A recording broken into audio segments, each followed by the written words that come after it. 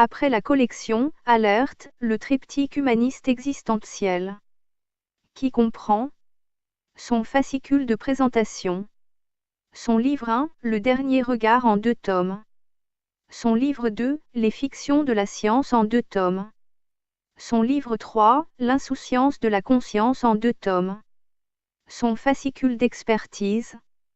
Cette collection numérisée est accessible et téléchargeable gratuitement, en lecture e-book, au format PDF, sur le site lacléinternation.org.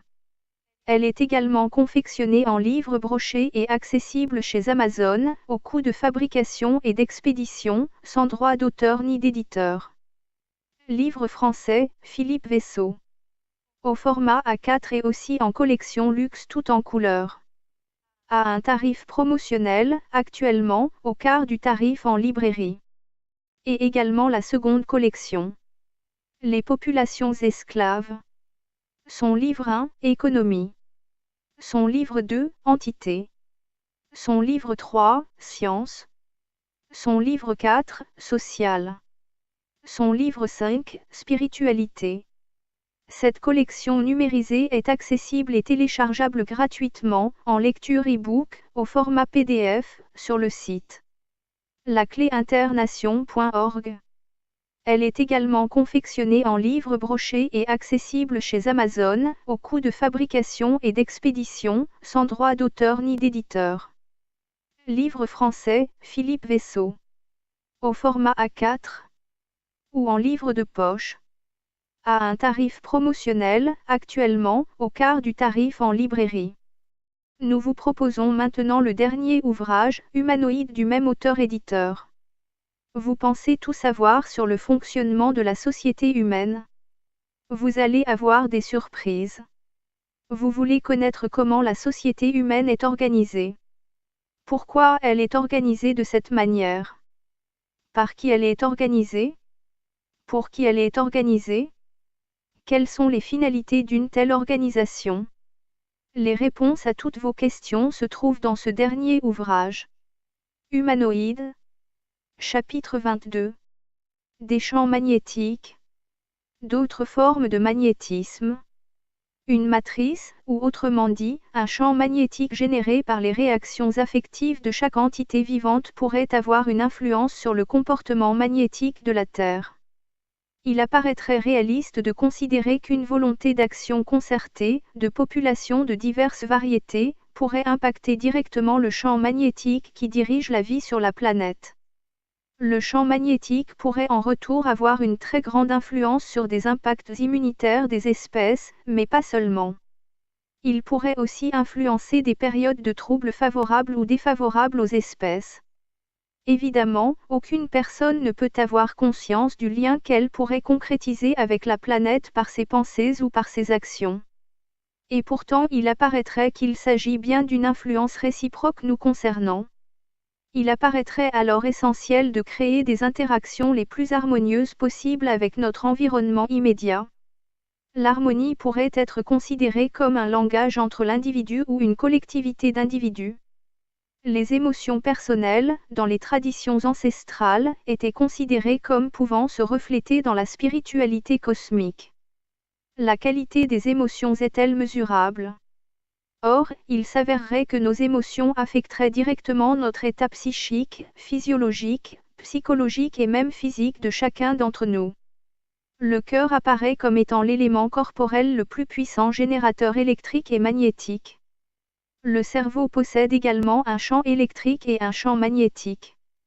Cependant ils apparaissent bien plus faibles que ceux du cœur, d'un rapport d'un centième pour le champ électrique et d'un 5/1000 pour le champ magnétique. Or, notre monde physique est composé de ces deux champs énergétiques et il suffirait de modifier un de ces deux champs d'un atome pour changer sa valeur. En fait, les émotions de notre cerveau ou de notre cœur suffisent à modifier les champs électriques et magnétiques de notre corps, mais aussi ceux de tout ce qui nous entoure. Un champ énergétique serait à l'origine de toutes les réalités physiques qui nous entourent. Ainsi, lorsque nous engendrons des sentiments, ceux-ci modifient les champs électriques et magnétiques de notre cœur. Les modifications réalisées dans le monde quantique se répercuteraient dans notre monde physique. De cette façon, il s'avérerait que nos émotions, nos sentiments et nos expérimentations qui interfèrent sur nos champs électromagnétiques de notre niveau quantique créeraient des schémas se répercutant aussi dans notre niveau physique. Cela pourrait signifier que ce que nous projetons comme devant se réaliser soit indispensable afin que cela puisse se réaliser. Il existe une interdépendance entre la conscience humaine et son environnement. L'espace lui-même représenterait un niveau de pensée et de conscience. Il existerait un champ dans l'espace. Notre existence physique serait la matérialisation de ce champ spatio-temporel. Cela concernerait la probabilité des possibilités quantiques à la réalité de notre univers. Comment utiliser le langage de l'émotion humaine pour pouvoir communiquer avec le champ de la matrice universelle? Les sentiments ressentis représentent un langage transmissible. Un sentiment produit aurait une conséquence sur l'organisation quantique moléculaire. Chacun serait en mesure de participer à la grande organisation de la vie. Chacun aurait l'opportunité de modifier ses propres conditions de vie ainsi que l'organisation générale de la vie. La participation et l'influence seraient collégiales. L'observation de l'univers physique représente la conséquence de sa réalité.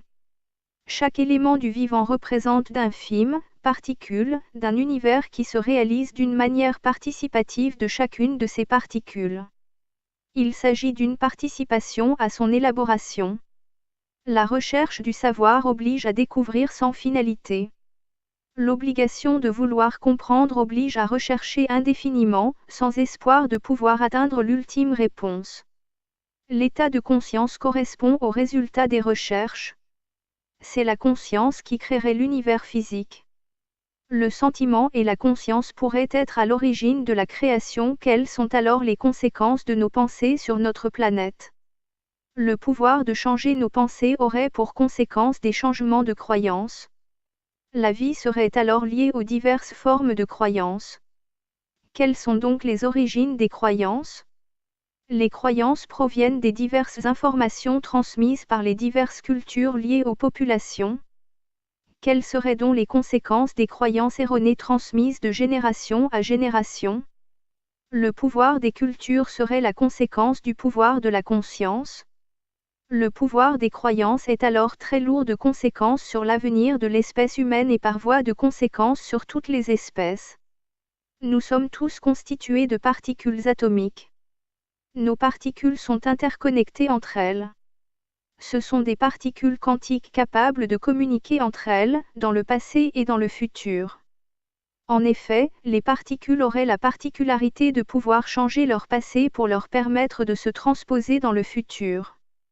Puisque chaque espèce est constituée par des particules quantiques, l'aspect particulier de transformation des particules du passé vers le futur devrait permettre aux espèces de pouvoir procéder des mêmes transformations.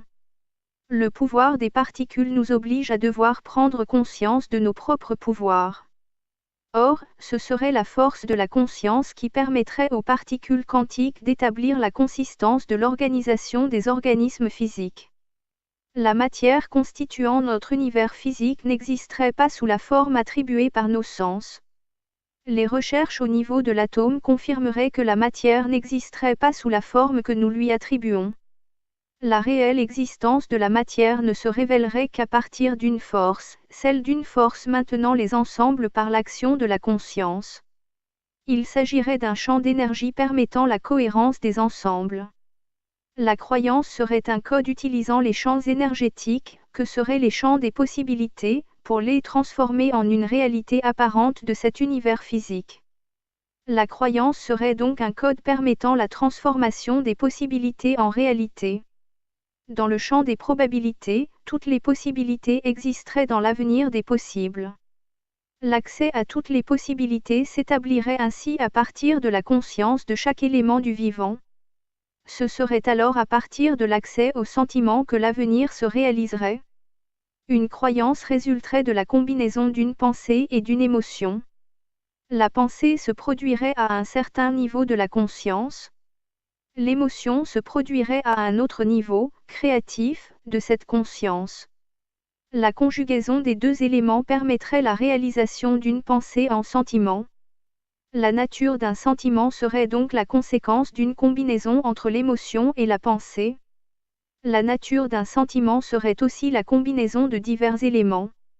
La croyance serait ce qui transforme des possibilités de physique atomique en champ d'ondes. Pendant longtemps, il a été enseigné que la molécule atomique était comparable à un système planétaire. Maintenant, il serait plutôt comparé à une énergie. L'atome ne serait plus assimilable à une particule physique, mais à des ondes énergétiques. Pour changer la valeur d'un atome, il suffit d'en changer son énergie. Pour changer la matière physique de l'univers, il conviendra de changer l'énergie dans laquelle cette matière est organisée. C'est le champ atomique qui définit le comportement de la masse atomique. Or, le champ est composé d'énergie électrique et d'énergie magnétique. C'est la réalisation de ce champ qui détermine la liaison de l'ensemble. Si l'on change la valeur du champ électrique, le comportement de l'atome s'en trouve affecté. L'effet Stark est la modification d'un état électronique par l'action d'un champ électrique, ayant pour conséquence une modification atomique. Un changement du champ magnétique modifie également la valeur atomique. Un changement de champ électrique ou magnétique permet de modifier les valeurs atomiques. L'univers physique serait constitué d'énergies électriques et magnétiques, et donc d'atomes. Il s'avère que le cœur est l'organe d'un corps qui développe le plus d'énergie électrique et magnétique.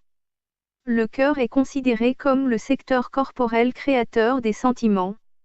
Les sentiments créeraient des ondes électriques et magnétiques à partir du cœur.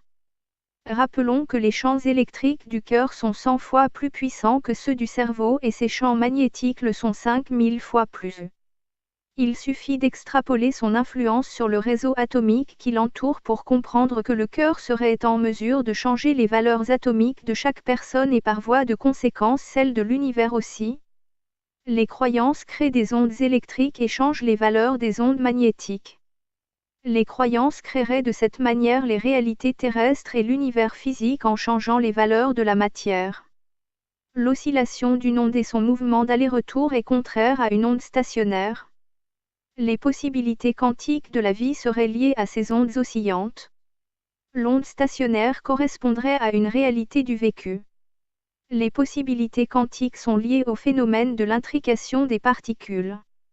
Les atomes sont constitués d'ondes stationnaires. Les possibilités quantiques sont des ondes oscillantes. Les croyances émergentes de notre cœur seraient constituées par des ondes stationnaires. Les croyances détermineraient donc les réalités présentes. Une particule physique telle qu'un photon peut se mouvoir en qualité de matière, mais aussi en qualité d'une onde énergétique. Son comportement est simplement lié à la connaissance d'un expérimentateur. La conscience de cet expérimentateur se sera avérée capable d'influencer le physique. En fait, ce qui est considéré comme un observateur est en réalité un participant. En conclusion, tout participant dans l'univers physique aurait ainsi la capacité d'influencer son environnement physique. Il s'avérerait également que plus un participant s'intéresserait au comportement d'une onde et plus son influence sur cette onde deviendrait importante.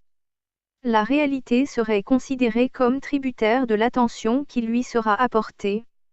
Alors, sur quelle portion de notre vie devons-nous porter notre attention, pour pouvoir en modifier sa réalité ? Nous serions tout simplement les initiateurs de notre réalité, à partir de nos croyances. La particularité de l'intrication des particules réside dans leurs interconnexions. Ce serait l'énergie qui maintiendrait cette singularité des interconnexions. Alors est-ce que la matière qui compose chaque entité physique a une influence sur l'univers physique ? Il s'avère effectivement qu'un ADN serait capable de modifier l'organisation préliminaire de photons subitement mis en son contact. La matière physique, de quelle entité physique que ce soit, serait capable d'influencer le comportement de l'organisation intrinsèque de l'univers physique. Mais ce qui est beaucoup plus surprenant, c'est que lorsque l'ADN est retiré d'une mise en contact avec des photons, ceux-ci conserveraient l'organisation préliminaire qu'ils avaient initialement adoptée en présence de cet ADN. Il s'agirait du phénomène dit de l'ADN fantôme. Autrement dit, tout influence tout, dans l'univers physique. Un champ d'énergie peut être mesuré autour de chaque espèce animale ou végétale. Pour les êtres humains, ce champ est observable à une distance située entre 2,50 m à 3 mètres de diamètre. C'est en tout cas la distance évaluée actuellement par les moyens techniques utilisés. Or, il s'avérerait que le champ évalué d'un cœur humain pourrait avoir une étendue de plusieurs kilomètres. Il semblerait que la double hélice de l'ADN pourrait se dilater et se contracter en influençant le taux de DHA, dihydroépiandrostérone. Les sentiments qui se traduiraient par une modification du champ du cœur sembleraient également affecter et influencer le taux de DHA de notre ADN. Les émotions seraient donc ressenties par l'ADN de chacune de nos cellules. Les émotions seraient ainsi susceptibles d'affecter l'organisation de la matière. Le champ des ondes électromagnétiques émises par notre corps et notre cœur serait donc susceptible de changer notre environnement physique. Les champs d'ondes émis pourraient donc modifier l'organisation globale de l'espace universel. Il y aurait bien une interconnexion entre les espèces et leur environnement. Il s'agirait d'une interaction entre des champs individuels et un champ global. Une interaction entre des consciences individuelles et une conscience globale. Alors qu'il avait été considéré que l'espace était du vide, il s'avérerait que le vide de l'espace est quasiment empli d'un certain volume énergétique. Il y aurait aussi des zones énergétiques servant à connecter l'ensemble du cosmos. L'espace semblerait se comporter à la façon des connexions neuronales d'un cerveau. Les émissions d'énergie transmises par les espèces seraient-elles transmises par l'intermédiaire de ces connexions du cosmos? Il serait alors possible d'envisager que l'énergie cosmique représenterait une matrice intemporelle de tout ce qui est en relation avec la réalisation de l'univers physique. L'intrication de l'univers physique correspondrait elle aussi à l'intrication de l'univers quantique. Dans un hologramme, chaque fragment, aussi infime soit-il du modèle, contient le modèle dans sa totalité. Cela devrait signifier que chaque unité d'une espèce considérée, dans notre univers physique, représenterait à lui seul l'ensemble de l'univers physique. Un hologramme original étant découpé en une infinité de fragments, chaque unité de fragment représentera l'hologramme originel. Selon ce principe, si l'on découpe l'univers physique en portions de plus en plus fines, chaque morceau représentera la totalité de cet univers. Il devient donc alors possible de considérer que tout élément, aussi petit soit-il, tel qu'un virus, représentera une unité d'espèce, correspondant à l'univers physique à l'intérieur duquel il se trouve. Or, aussi surprenant que cela puisse paraître, un changement apporté à un seul des éléments holographiques, et celui-ci sera immédiatement répercuté à tous les autres éléments de la fragmentation holographique. En conséquence, il suffirait de modifier les valeurs d'un élément d'une espèce considérée et fragmentée de l'univers physique pour changer tout l'ensemble des valeurs de l'univers physique. D'après cette démonstration holographique, chaque unité de l'espèce humaine serait en mesure de modifier les valeurs de l'univers physique. Nous serions évidemment des modèles de l'univers physique. Il suffirait donc de modifier les valeurs émises par notre cœur pour qu'elles puissent se réaliser. Or, ce qui est plus surprenant, c'est qu'un événement pensé pour qu'il se produise se produirait avant la modification initialement pensée. Comment l'information se véhicule-t-elle dans l'espace? L'information initiale semblerait ne pas avoir à voyager pour se transmettre. L'information serait une partie inhérente à l'espace modifié. Chaque pièce d'un hologramme demeure connectée à toutes les autres pièces et inversement. Chaque sentiment ferait donc partie intégrante de l'ensemble auquel il appartient au sein même de l'univers physique, qui lui-même est la répercussion de l'univers quantique. Il suffirait de quelques volontés concertées dans l'ensemble de l'espèce humaine pour pouvoir modifier les valeurs intrinsèques de l'espèce humaine. Chaque élément de l'univers physique est une représentation holographique. Chaque unité de chaque espèce représenterait le reflet de cet univers holographique. Dans un hologramme, il n'y a pas de notion de distance ni de temps. Tout est situé dans chacun des éléments de l'hologramme. Chaque décision élaborée dans une vie est capable de déclencher un processus dans la partie interne de chacun. Or, ce processus interagit aussi avec l'ensemble de la matrice. Des expérimentations individuelles peuvent démontrer que des sentiments et des émotions provenant du cœur peuvent provoquer un changement dans l'ADN de l'expérimentateur. Les changements dans l'ADN seraient alors répercutés au niveau quantique de l'univers. Une émotion cohérente partagée serait susceptible de transformer des éléments décisionnels de participations universelles. S'il nous était possible de connaître le langage de la matrice, nous pourrions en modifier son contenu. Cette conception de notre univers nous permettrait de pouvoir participer volontairement aux élaborations de son champ de conscience, de pouvoir ainsi participer au projet de la conscience globale. Il apparaîtrait possible d'établir des changements à des processus électroniques par la seule volonté de la conscience. Autrement dit, il serait apparu que des dispositifs électroniques se seraient avérés en capacité de comprendre des changements dans la conscience des humains. Mais les faits ont été plus surprenants de constater que des enregistrements électroniques étaient survenus avant même qu'un événement se soit produit et que ces faits aient pu modifier l'état de la conscience globale des habitants de la planète. Un champ de conscience globale enregistrerait par avance la réalisation d'un événement particulier, mais de grande ampleur sur la planète. Cela signifie-t-il qu'il serait possible de prévoir des événements importants à l'avance ? Un champ holographique, intriqué, s'apparentant à des circuits neuroniques, pourrait s'identifier à un filet énergétique. Nous serions ainsi connectés à une structure d'énergie réagissant à notre conscience et faisant aussi réagir notre conscience. Les informations que nous recueillons, à partir des expériences ou des expérimentations dans chaque vie, ne seraient pas stockables dans le cerveau, mais dans le champ d'une conscience globale.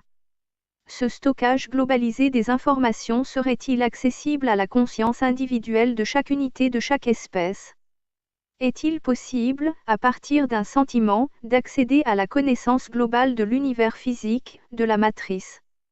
Le fait de se poser la question de savoir si telle information est déjà existante pourrait peut-être déclencher le processus de recherche. Un sentiment de recherche, concernant une information particulière, pourrait être utile au développement du bon schéma autorisant l'accès à l'information à rechercher, au niveau du champ holographique de la conscience globale de la matrice. Un état de conscience, altéré, permettant d'accéder à des niveaux de connaissance particuliers. L'information étant holographique, il suffirait de pouvoir obtenir l'accès à l'holographie quantique de la conscience globale. Il pourrait y avoir un pouvoir du sentiment, de l'intuition ou de l'émotion. La pensée et le sentiment y seraient différenciables. Cependant que la pensée et l'émotion peuvent fusionner pour créer une influence. Pour comprendre l'organisation de l'univers physique, il importerait de le penser en termes d'énergie, de fréquence, de vibration et d'information, selon Nikola Tesla. Le niveau de conscience, au cours des expériences de la vie, est particulièrement réduit, par rapport à des expériences vécues en état de mort provisoire ou imminente.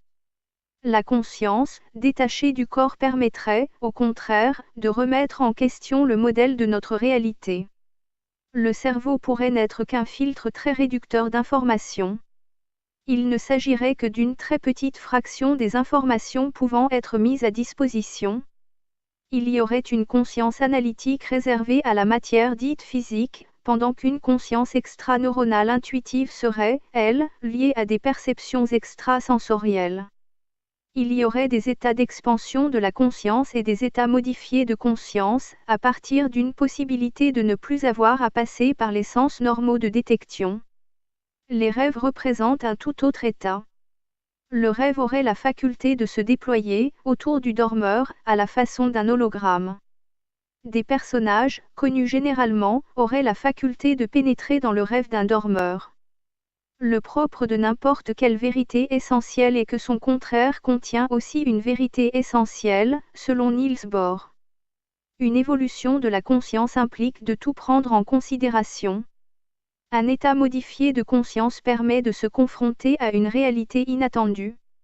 Il permet notamment de savoir mieux gérer la nécessité d'humilité envers soi-même et surtout envers tout l'entourage et l'environnement.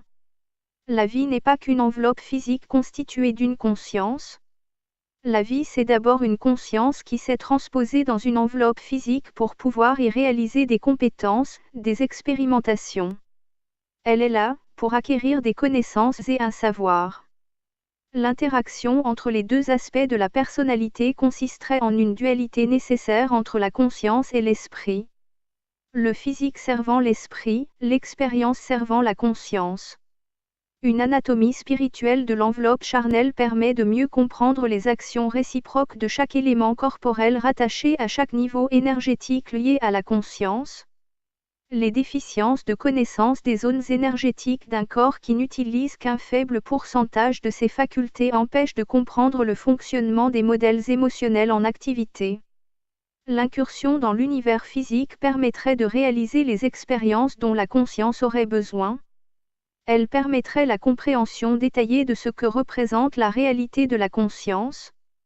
Le but des métempsychoses répétitives serait une nécessaire évolution de la conscience, d'abord individuelle puis collective et enfin globale. La conscience globalisatrice permettrait aux consciences collectives et individuelles de se régénérer. Tous les possibles seraient réunis dans une information globale, selon la physique quantique, et il appartiendrait à chacun de venir y puiser ce qu'il aurait besoin. Des conditionnements permettraient de suivre le champ des possibles à partir de ce qui serait nécessaire et peut-être indispensable, sans doute défini par avance. Les états de conscience particuliers permettraient à ceux qui en ont disposé de pouvoir différencier l'essentiel du superflu. Les notions matérialistes volontairement inculquées par les oligarques dirigeants qui veulent continuer à faire croire qu'au-delà de la mort tout s'arrête ne devraient pas perdurer. Tout serait conscience dans l'univers physique et la répétition des passages servirait à permettre de récupérer l'information indispensable à l'expansion des consciences. Le matérialisme ne serait rien d'autre qu'un outil de propagande. Des énergies économiques. Une énergie exclusivement fossile. 80% de l'énergie consommée sur notre planète est obtenue à partir des ressources fossiles, pétrole, gaz, charbon. Les nouveaux besoins en énergie deviennent exponentiels. Notre modèle de développement n'est plus compatible avec les ressources naturelles surexploitées ni avec les niveaux de pollution qu'ils engendrent. Or, les discours et les initiatives des responsables ne sont pas du tout rassurants quant aux mesures envisagées. Bien que le terme « énergie » autorise plusieurs acceptions d'une force actée vers une force potentielle, jusqu'à une puissance de la conscience, il convient donc de savoir à quel niveau du terme on se place. Actuellement nous considérons l'énergie comme une capacité de transformation. Les échanges d'énergie entre la matière et le rayonnement sont quantifiables. C'est cette notion qui a donné naissance à la physique quantique. Le concept d'énergie pourrait se définir, par le simple fait qu'elle puisse être conservée. C'est là, la caractéristique essentielle de sa définition. Il s'agit d'une quantité associée à tous les systèmes physiques, qui reste constante. Toutefois, l'énergie n'est pas la puissance et inversement. La puissance doit être associée au débit de l'énergie. Lorsque nous consommons de l'énergie, nous ne faisons que dégrader sa qualité énergétique. Nous modifions son entropie par une modification de sa valeur. Il est donc une gageure de parler d'une énergie renouvelable. Il ne peut exister qu'une modification dans la manière de cette dégradation de l'énergie. Les lois physiques ne peuvent pas changer au cours du temps. Il en va de même pour celles qui régissent l'énergie. Ce sont les conditions physiques qui évoluent. Les conditions physiques actuelles permettent de comprendre quelles ont été les conditions physiques du passé. Cela nous permet un rapprochement entre les lois fondamentales de la physique quantique des particules avec les lois fondamentales de la physique classique cosmologique. La conservation de l'énergie est donc une conséquence de l'invariance des lois physiques. La conservation de l'énergie reste une constance primordiale. Il apparaît alors que l'énergie n'est pas suffisante à vaincre l'inertie d'une masse. Par contre, une masse peut développer de l'énergie cinétique. Il apparaît aussi que deux masses entrant en collision développent de l'énergie, mais surtout des masses considérablement plus importantes. C'est particulièrement constaté au cours d'expériences de collision de particules. Il est ainsi démontré que la propriété d'un objet sera de pouvoir devenir un autre objet. Par exemple, un électron qui rencontre un positron dont les masses se convertissent intégralement en énergie va également se convertir en nouvelles particules. Or, des particules, sans masse, peuvent avoir de l'énergie, mais dont la vitesse reste constante et qui est celle de la lumière. Et pourtant les particules ont une propriété de masse dite secondaire. En réalité, la masse des particules élémentaires résulte de leurs interactions avec leur milieu qui est un champ, leur procurant une inertie et donc une masse.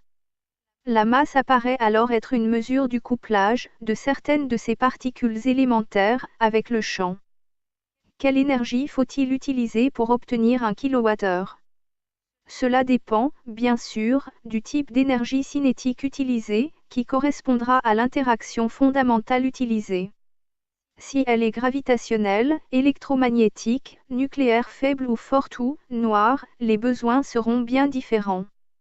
Les quantités pourront aller du microgramme à quelques milligrammes jusqu'à plusieurs tonnes. Pour ce qui est de l'énergie noire, elle n'est, pour l'instant, que supposée exister. Une énergie libre aurait été mise en évidence par Nikola Tesla, parmi l'une de ses nombreuses applications. Son projet de diffusion, à grande échelle, dont les essais étaient particulièrement satisfaisants, a été immédiatement bloqué, puis éliminé. Des centaines de millions de découvertes qui auraient été utiles au développement et au bien-être de l'espèce humaine ne seront jamais exploitées. La raison en est, tout simplement, qu'il contrarie les plans économiques de certains oligarques. Les intérêts généraux sont laissés pour compte, pour le seul profit des intérêts particuliers. Des influences. Des forces gigantesques influencent notre Terre. Plus elle est étudiée et plus elle apparaît comme un organisme vivant et dynamique, en évolution permanente. Des forces, qui nous étaient invisibles et inconnues, sont continuellement découvertes. Ces forces sont reliées entre elles et conditionneraient toutes les formes de vie pouvant s'y développer. Notre planète, vue de l'espace, dévoile ses secrets, au fur et à mesure que nos moyens d'investigation deviennent de plus en plus performants. Elle s'avère être un hypersystème où tout influence tout. Les fluctuations de température des océans sont sous surveillance, celles de la lave des volcans le sont également.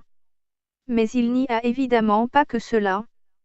Toutes les variations impliquant chaque élément de notre planète sont surveillées.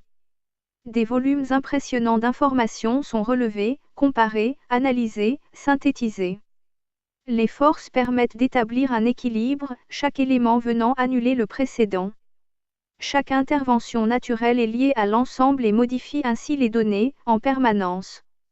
C'est l'équilibre entre chaque élément qui permet l'équilibre de la planète et la vie qui s'y développe. Tout fonctionne à partir de chaque événement. Les événements sont reliés à des réseaux. Les processus sont un enchevêtrement de circonstances liées, en partie, à la rotation terrestre, à son relief, à la répartition de ses masses d'eau. Des mécanismes extrêmement complexes se déterminent à partir des pôles et tout particulièrement au niveau de l'Antarctique. Un processus de la salinisation des eaux de profondeur, à partir d'une saumure, causée par le froid intense, provoque des courants d'eau, dans les zones profondes, en jouant un rôle de catalyseur pour toute la planète. La chaleur solaire engendre, elle aussi, les perturbations et les variations favorables à l'équilibre général de notre Terre. Des systèmes interagissent pour entretenir les processus de la vie. L'eau, l'atmosphère, le feu conjuguent leurs influences. La Terre est une sphère avec un magma en fusion, recouvert d'une fine croûte instable, dont des morceaux dérivent continuellement. Une désintégration radioactive du noyau de notre planète alimente les flux du magma, et en modifie sa consistance. Les éruptions des volcans jouent également un rôle perturbateur dans les hautes couches stratosphériques de l'atmosphère terrestre, mais aussi dans les plus grandes profondeurs des océans. Les minéraux qui en sont éjectés formeraient les briques élémentaires de la vie. Des nutriments, des bactéries, des micro-organismes, des phytoplanctons se développent d'une façon exponentielle et puis c'est ensuite la chaîne alimentaire qui se met en place, jusqu'à une plus grande sophistication de la vie. Des nuages de plancton fossilisés du Sahara, soit en moyenne 54 000 tonnes par jour, s'envolent vers l'Amazonie. Mélangés aux pluies torrentielles, ils deviennent un fertilisant pour la forêt tropicale. Ce processus n'est pas le seul, des quantités énormes de minéraux, par le transport des poussières, sont déversées sur la totalité du globe. Chacun de ces processus participe à l'élaboration de la vie. Les échanges gazeux au niveau du sol de la planète participent aussi au processus. La moitié de la biodiversité de la Terre est rassemblée sur cet espace de la forêt tropicale. Chaque zone terrestre a un rôle prépondérant sur l'ensemble de la planète. Les feux naturels, eux-mêmes, participent aussi à l'équilibre global.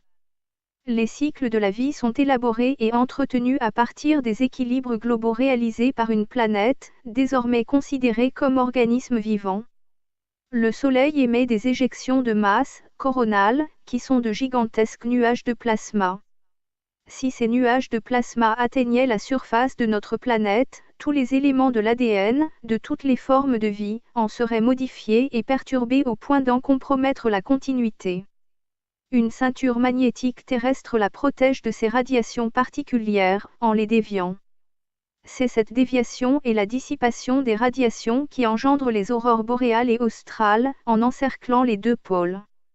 L'ionosphère participe également à l'équilibre global en répartissant les charges électriques engendrées par les énormes masses nuageuses, à partir des décharges de foudre. Des charges électrochimiques s'établissent et transforment les molécules en présence. Des millions de tonnes de nitrates sont ainsi déversées avec les pluies, grâce à ces processus d'échange gazeux, provoqués par la puissance électrique des éclairs. Toutefois, les équilibres qui sont naturellement réalisés, peuvent un jour s'enrayer d'une façon très préjudiciable et définitive.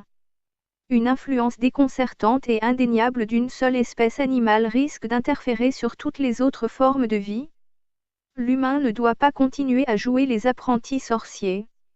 S'il continue à créer des déséquilibres irrattrapables au niveau de la planète, tous les processus complexes jusque-là élaborés seront pour longtemps complètement détériorés. L'influence humaine interférerait sur 80% des processus naturels, au niveau de la croûte terrestre, à sa surface et dans l'espace, hors de la stratosphère de la planète. L'accroissement galopant de sa démographie serait le premier handicap à toutes les autres formes de vie.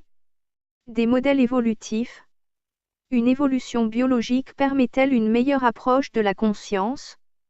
Il semblerait que dans l'univers plusieurs dizaines de paires d'atomes soient originairement codés, pour chaque espèce, à toute fin de réalisation des organismes dits vivants.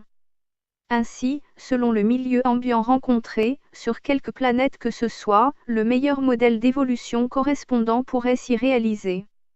Un code génétique de base serait à l'origine de ces réalisations de vies exponentielles. Des mutations sont ensuite instaurées permettant toutes les formes d'évolution, d'adaptation et de leur cohabitation. Finirait-elle par aboutir à la forme humanoïde en finalité ? Cela ne paraît pas aussi évident. Un groupe particulier d'atomes situés dans la chaîne ADN permettrait divers schémas évolutifs préprogrammés, pouvant ainsi s'adapter dans beaucoup de conditions physiques sur toute planète préadaptée, à partir de l'évolution cosmique. Nos modèles d'interprétation de la réalité de l'univers physique, de celui de l'univers quantique et de celui de l'univers de la conscience, devraient permettre une élévation globale de l'humain pour son accès et sa participation solidaire avec l'ensemble des espèces de l'univers. La philosophie humaine inclut la notion d'incertitude dans l'auto-organisation des complexes. Aussi, rien dans la pensée humaine ne doit être interdit d'accès. S'il est possible d'accepter l'idée d'une nécessité évolutive des espèces, alors tous les schémas d'évolution sont acceptables à travers l'univers. La réalisation de la vie serait tout simplement un phénomène extrêmement banal dans notre univers physique. Ce qui n'est pas banal, en revanche, c'est notre peur instinctive d'une telle approche, qui nous dérange. Trop de dogmes préétablis sont chargés d'expliquer aux populations les vérités, qui doivent leur être accessibles, et dictées par des religieux en grande partie. Bien évidemment, ils ne sont pas les seuls. Les politiciens ne sont pas en reste, les économistes non plus. Il est, par contre, beaucoup plus difficilement admissible que les grandes instances scientifiques s'adonnent, elles aussi, à de telles pratiques. Tous agissent en considérant que le savoir est un pouvoir, et qu'il n'a pas à être porté à la connaissance des populations. Pour ces raisons, il ne leur est plus possible de devoir remettre en question les dogmes établis. Ils préfèrent contraindre par tous les moyens mis à leur disposition, plutôt que de devoir modifier des éléments de divulgation de la vérité. Pourtant, le désir d'imposer un « dogme unique » par un nouvel ordre mondial, serait le futur destin envisagé par les hauts dignitaires de la planète.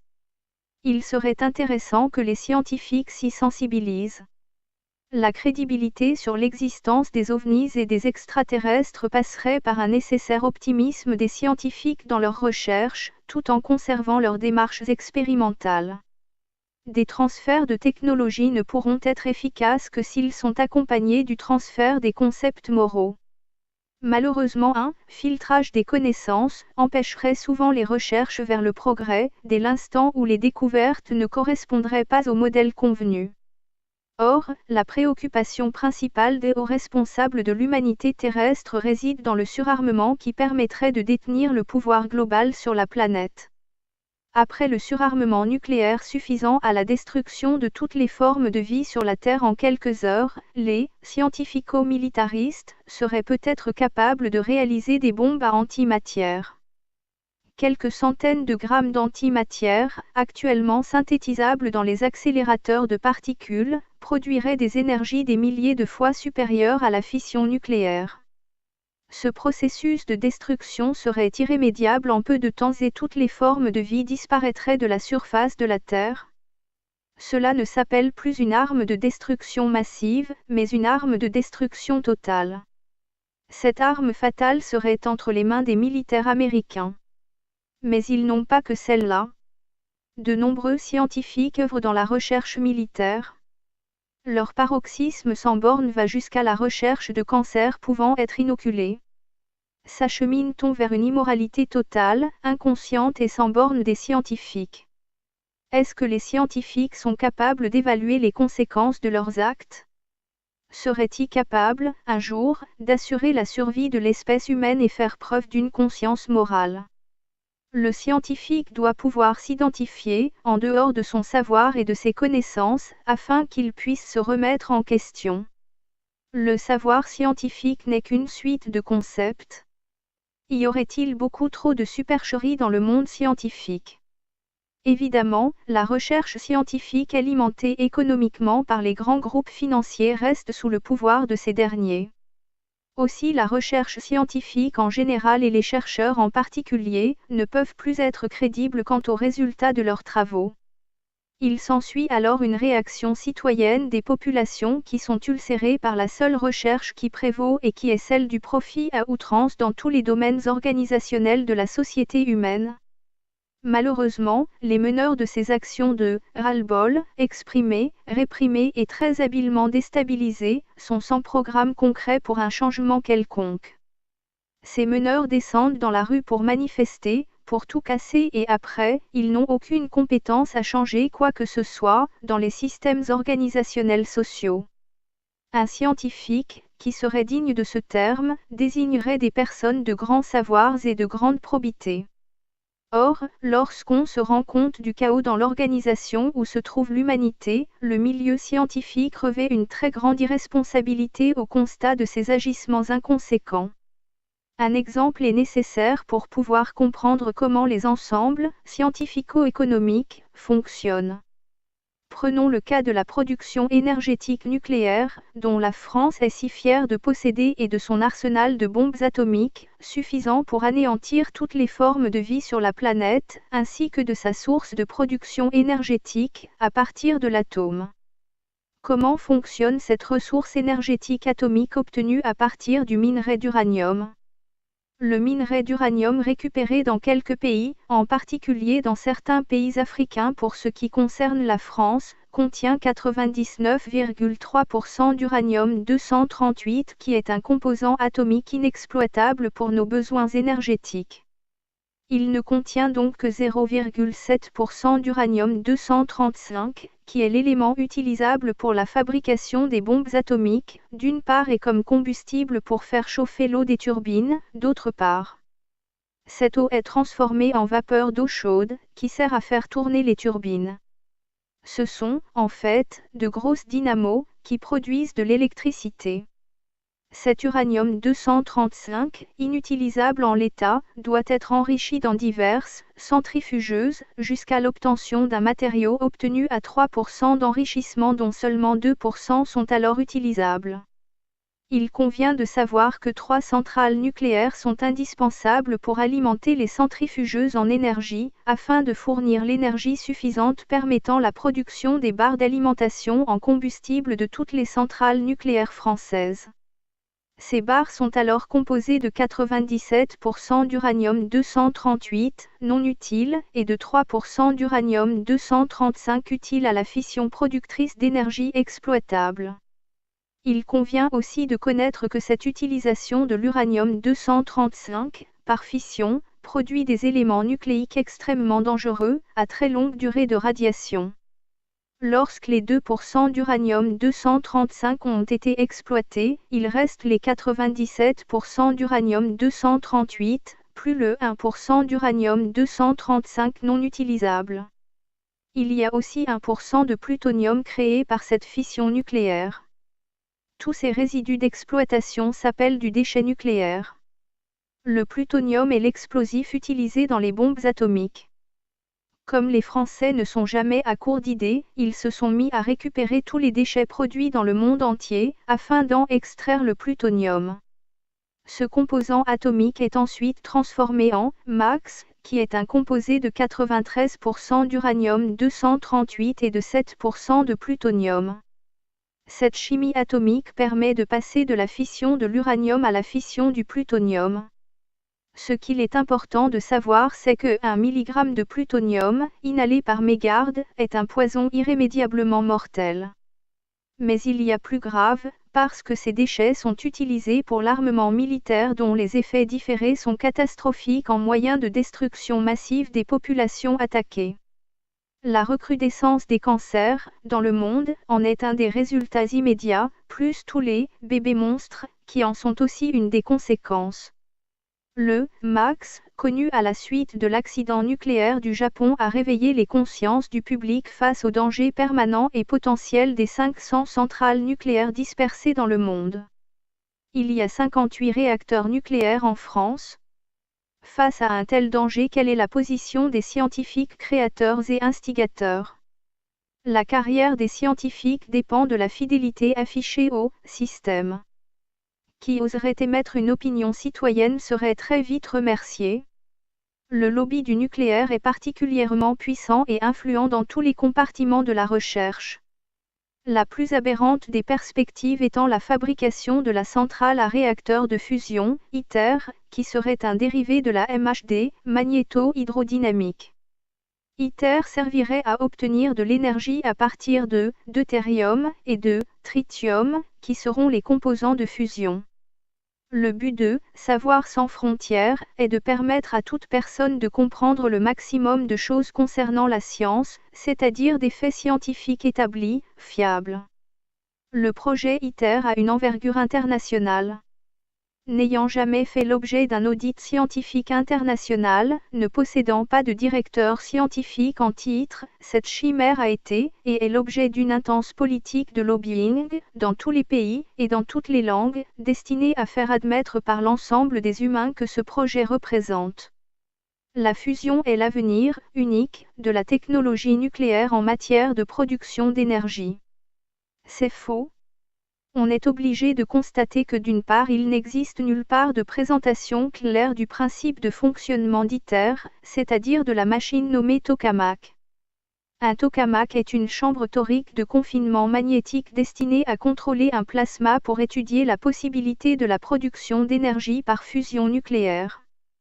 C'est une technologie de recherche expérimentale qui est, avec le confinement inertiel par laser, candidate pour permettre à long terme la production d'électricité en récupérant la chaleur qui serait produite par la réaction de fusion nucléaire.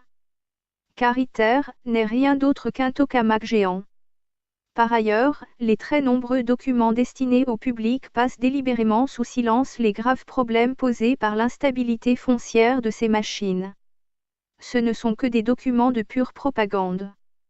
Il a donc paru nécessaire d'expliquer à la fois les principes de fonctionnement et les mécanismes de ces instabilités.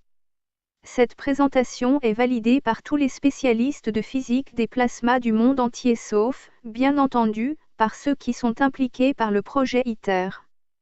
Il s'agirait d'un électroaimant supraconducteur particulièrement difficile à maintenir en fonctionnement. ITER est un programme expérimental qui pourrait assurer l'avenir énergétique français dont l'issue s'annoncerait comme un désastre économique de grande ampleur. Un de plus où les élites responsables ne voudront jamais admettre le futur désastre apocalyptique qui s'annonce à partir d'un tel projet, dont la palette toxicologique qu'il annonce est inadmissible. Et pourtant, ITER reste une simple machine à vapeur d'une complexité et d'une dangerosité sans précédent. Le scientifique est quelqu'un qui ne se pose pas de questions concernant les conséquences de ses actes. Notre étoile, le Soleil, produit son énergie à partir d'une fusion lente à 20 millions de degrés. Dans le tokamak, qui est le moteur de ITER, il y aurait 100 millions de degrés. La bombe à hydrogène produit 500 à 700 millions de degrés. Une Z-machine, inaugurée aux USA pourrait produire, selon quelques adaptations pour la recherche, plus de 3 milliards de degrés. La fusion aneutronique serait 500 fois moins chère à mettre en exploitation que le projet ITER et ne représenterait aucun danger de pollution. Il s'agirait d'une fusion impulsionnelle, comparable à l'action engendrée par un moteur au diesel. Le potentiel militaire est prépondérant en France comme dans beaucoup d'autres pays. Les chercheurs scientifiques français doivent d'abord fabriquer des bombes. Si, après cela il reste encore un peu de vie sur Terre, alors on passera au développement civil. Et il en va ainsi pour tous les gouvernants, à ne pas confondre avec les gouvernements qui ne sont que des accessoires à la solde des gouvernants. Il y a deux sortes de recherche, la recherche dite fondamentale encadrée par le pouvoir militaire et souvent subventionnée par lui. Et puis la recherche sectorielle encadrée et financée par des groupes privés. La recherche purement de prospection scientifique, sans objectif préétabli, n'existe plus depuis longtemps, s'il est à considérer qu'elle ait pu un jour exister. Il y a de fortes présomptions pour que nos connaissances sur les réalités de l'univers physique nous soient insuffisantes. Malgré les quelques éléments envisagés concernant ce gigantesque puzzle qu'est notre univers physique, beaucoup d'autres éléments nous manqueraient. Les atomes se composent d'un noyau central entouré par un nuage d'électrons. Le noyau se compose de protons et de neutrons. Mais toutes les combinaisons de neutrons et de protons ne sont pas stables. Dans la nature, aucun élément plus lourd que l'uranium, avec 92 protons et 146 neutrons, ne peut normalement être trouvé. Les scientifiques peuvent en faire de plus lourd en faisant se heurter deux grands noyaux et en espérant qu'ils formeront un nouveau noyau, plus lourd, pendant une courte période. Un des aspects les plus significatifs des nouveaux éléments est que la vitesse de désintégration est en accord avec les théories qui prévoient un îlot de stabilité pour des atomes contenant approximativement 114 protons et 184 neutrons. Notre incompréhension globale nous oblige à rester particulièrement modestes. La conception de notre univers est bien loin de nous avoir révélé tous ses secrets. Les clartés apportées par les récentes déductions sur la construction initiale de l'univers pourraient nous révéler des révisions fondamentales concernant nos connaissances. Plusieurs chercheurs avant-gardistes considéreraient qu'à l'origine de notre univers se serait également réalisé un second univers jumeau. Cette considération fondamentale permettrait d'expliquer, entre autres, la stabilité des galaxies. Cette stabilité a été expliquée, jusque-là, par la concrétisation d'une matière noire, qui aurait pour objet de maintenir l'univers dans son état. La conception gémellaire de l'univers n'a plus besoin de cette matière noire fictive et non détectable. L'univers galactique serait stabilisé par cette seconde partie de l'univers. Les deux univers s'influenceraient mutuellement jusqu'à obtenir leur stabilité réciproque. Pourquoi est-ce que cette théorie d'un univers gémellaire est-elle abordée ? Elle permettrait, à elle seule, d'expliquer que des fenêtres d'accès s'ouvriraient entre les deux univers permettant le raccourcissement des distances dans notre univers. Cette explication est accréditée par les témoignages faisant état de l'apparition soudaine et de la disparition tout aussi soudaine des aéronefs, venus d'ailleurs, dans notre espace aérien.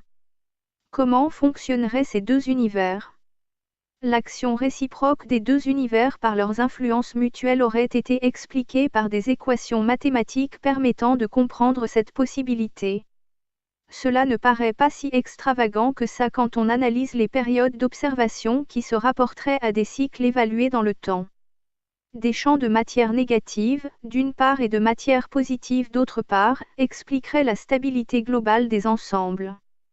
La dynamique des modèles pourrait avoir été démontrée. Des simulations, par ordinateur interposé, auraient permis de confirmer la logique de cette construction gémellaire de notre univers physique. Le confinement des galaxies, observé par les satellites consacrés à leur étude, s'expliquerait par cette nouvelle théorie. Les formes, très diverses des galaxies pourraient, elles aussi, s'expliquer par les interactions gémellaires de l'univers. Le plus surprenant est sans doute l'explication apportée au phénomène, jusque-là inexpliqué et déconcertant, mais bien connu par les spécialistes en cosmologie, concernant un effet de lentille gravitationnelle réalisé par les amas galactiques.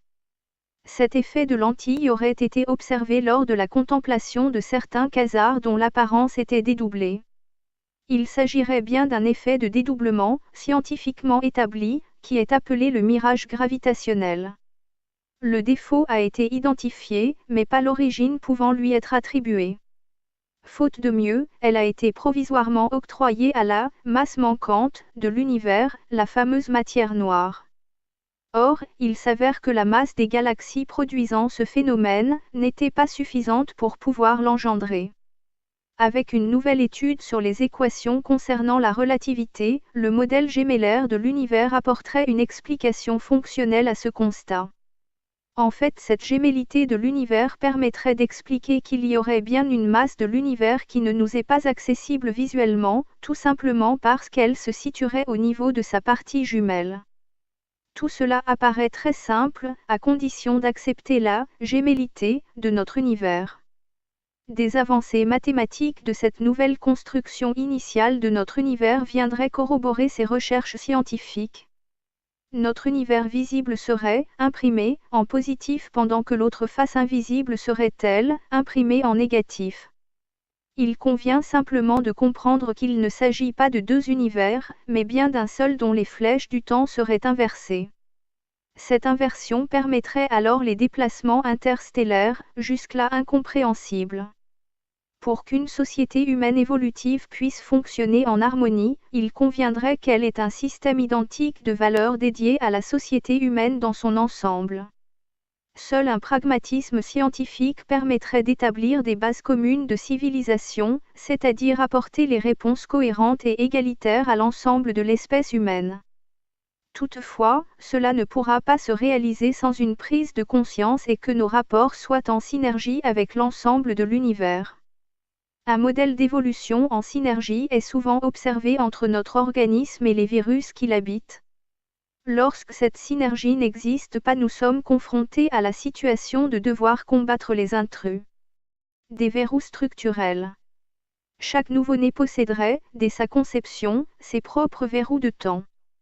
Pour comprendre cette hypothèse, il faut comprendre que l'univers physique serait composé de 5 dimensions.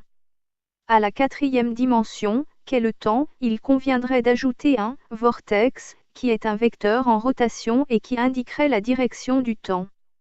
Il s'agirait d'une structure génétique à laquelle chaque individu serait verrouillé. Il serait lié à un point de temps qui lui servirait de référence. Cette structure particulière nous permettrait de vivre avec les références de temps qui nous entourent. Chacun pouvant ainsi demeurer dans son environnement de référence. Le temps lui-même n'est pas facile à définir. Il ne dépendrait, en fait, que de la conception que nous avons l'habitude d'attribuer au temps qui passe.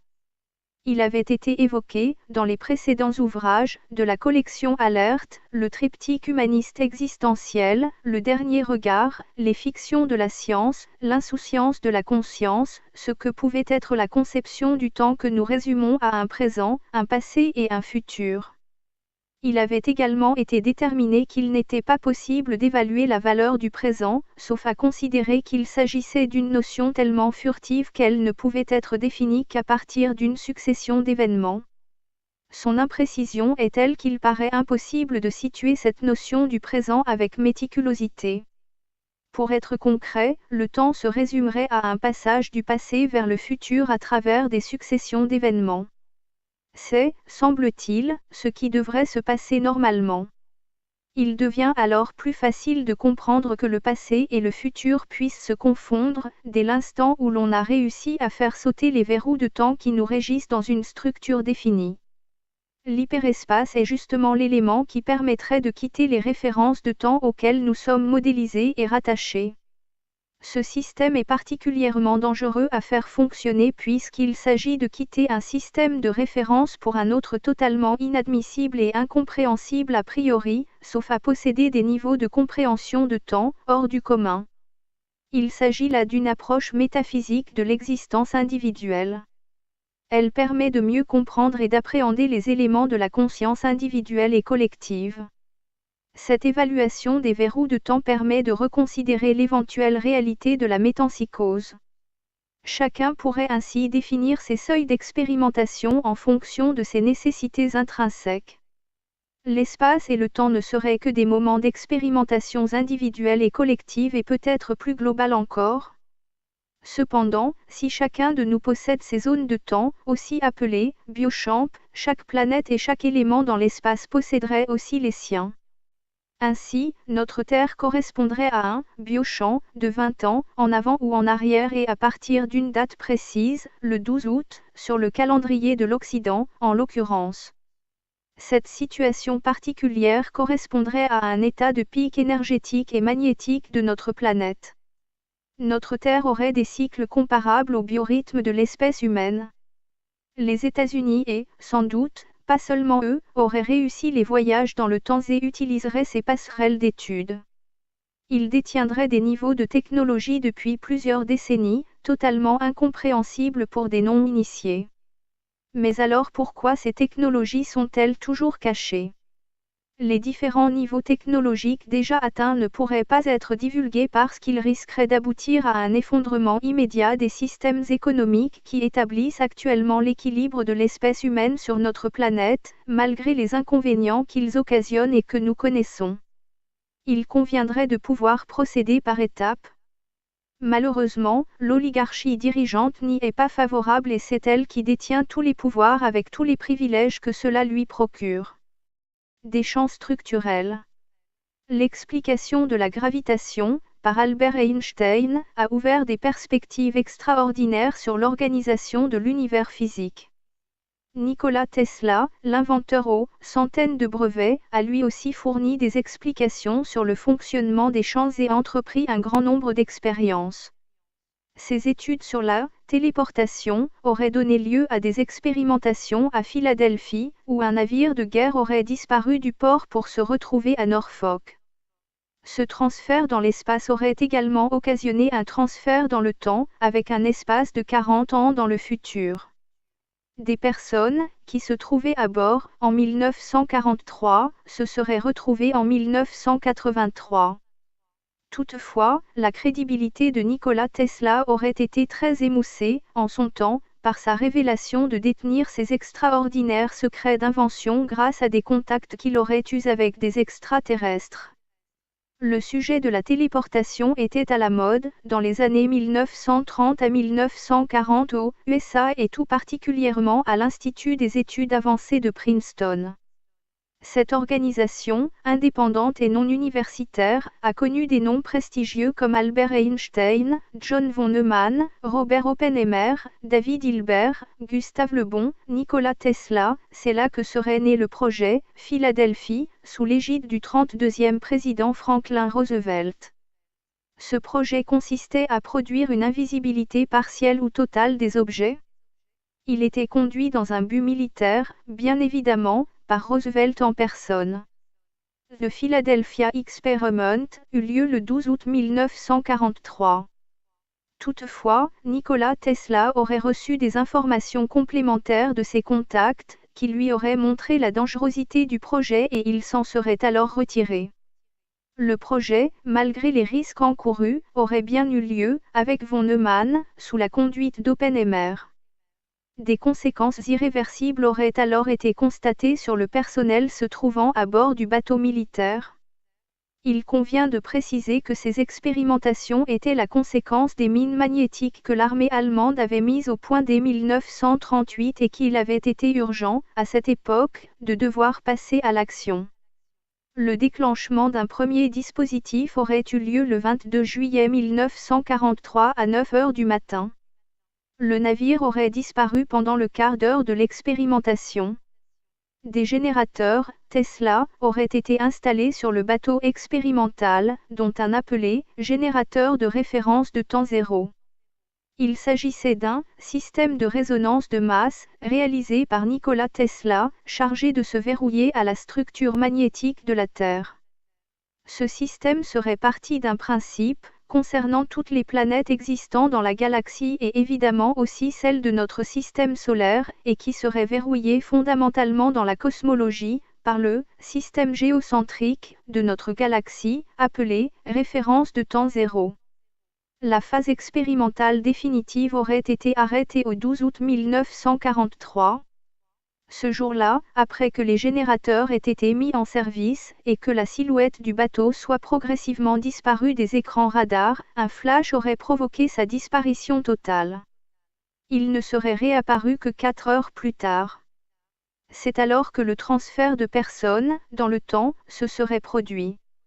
Des personnes qui figuraient sur le navire téléporté se seraient retrouvées en face de la même personne qui dirigeait les opérations, mais au 12 août 1983. Von Neumann, qu'il venait de quitter, les accueillit, vieillis de 40 ans, en leur demandant ce qu'ils faisaient là, et qui ils étaient.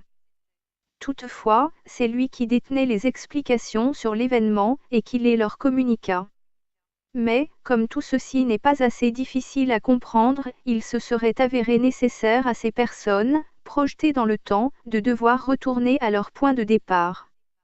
Le bateau se serait retrouvé dans une bulle d'hyperespace, en expansion depuis 1943, auquel il leur incombait de donner un terme par la fermeture des générateurs de champ.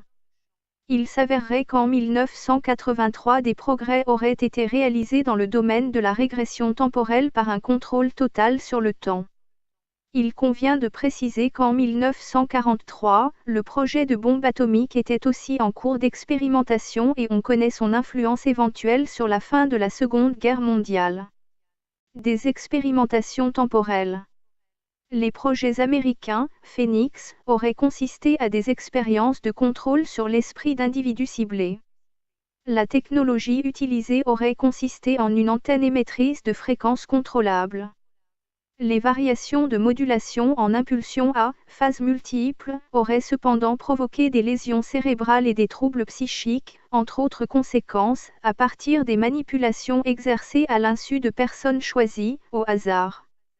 Les chercheurs impliqués dans ces projets auraient déterminé qu'il suffisait de varier les modulations de phase, les sauts entre les fréquences et les impulsions à phase multiple, pour pouvoir contrôler efficacement l'esprit des individus. Il aurait été estimé que plusieurs dizaines de milliers d'enfants auraient ainsi été sacrifiés pour mener à bien des expériences dans plusieurs dizaines de laboratoires. Des expériences de création de tunnels temporels auraient été réalisées avec succès. Un transmetteur aurait été utilisé pour générer des décalages spatio-temporels. Des voyages dans le temps auraient ainsi été provoqués. Des expériences de matérialisation de personnes et d'animaux auraient été réalisées à l'aide d'amplificateurs spéciaux. Ces apparitions n'auraient duré que le temps de fonctionnement de cet amplificateur. Des vortex de 15 km de longueur auraient été engendrés pour permettre des passages partout, dans des espaces-temps. Cela s'apparenterait à des tunnels dans lesquels il serait possible de s'aventurer et de s'y sentir propulsé. Ces tunnels ressembleraient à un tire-bouchon, dont l'intérieur serait revêtu de cannelures. Des lignes temporelles auraient aussi été créées. Ces processus comporteraient de nombreux risques. Une personne qui pénètre dans le tunnel serait déphasée, par rapport à celle qui en ressort à l'autre bout. Le temps n'y serait plus le même. Au cours des voyages dans le temps, il serait apparu qu'il n'est plus possible à une personne de revenir précisément à son point de départ. il y aurait une nécessité de décalage vers l'avenir, cela s'appellerait un bouclage temporel fermé. Il conviendrait encore de savoir que, dès qu'une personne atteignant les 3/4 de la longueur du tunnel temporel, sa conscience quitterait son enveloppe physique. Les verrous temporels n'y seraient plus actifs.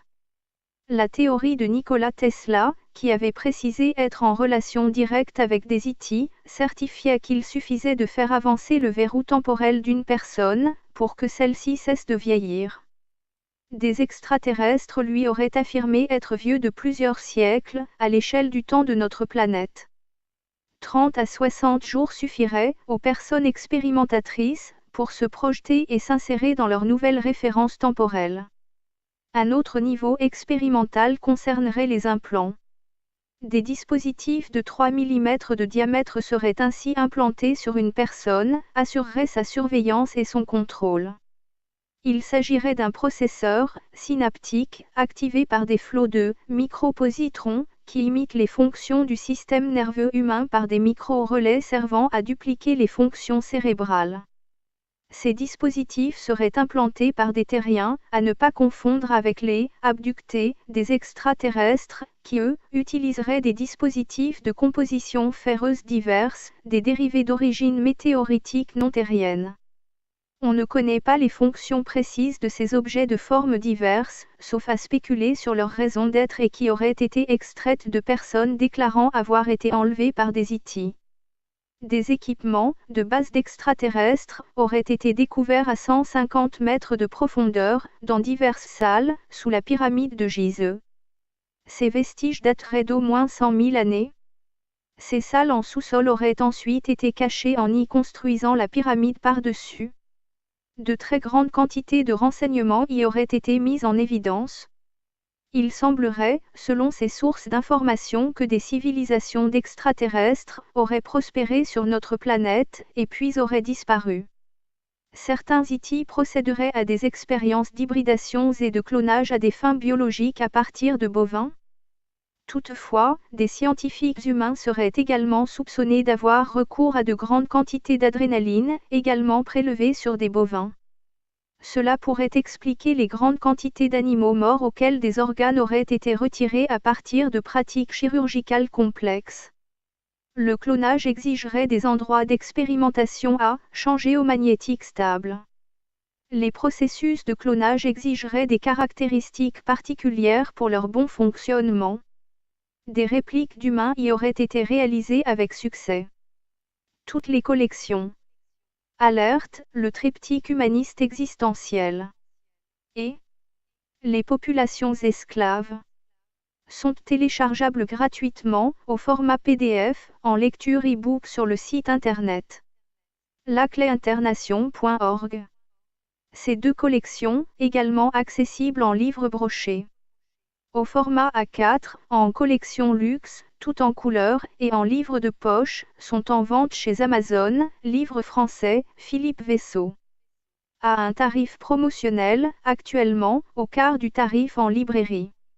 Vous pouvez aussi cliquer sur le logo Livre Amazon dans la page d'accueil de notre site internet lacléinternation.org. Ce dernier ouvrage, humanoïde, est accessible dans les mêmes conditions. La totalité des deux collections ainsi que ce dernier ouvrage, humanoïde, sont en conférence vidéophonique sur YouTube et répartis par chapitre. Après la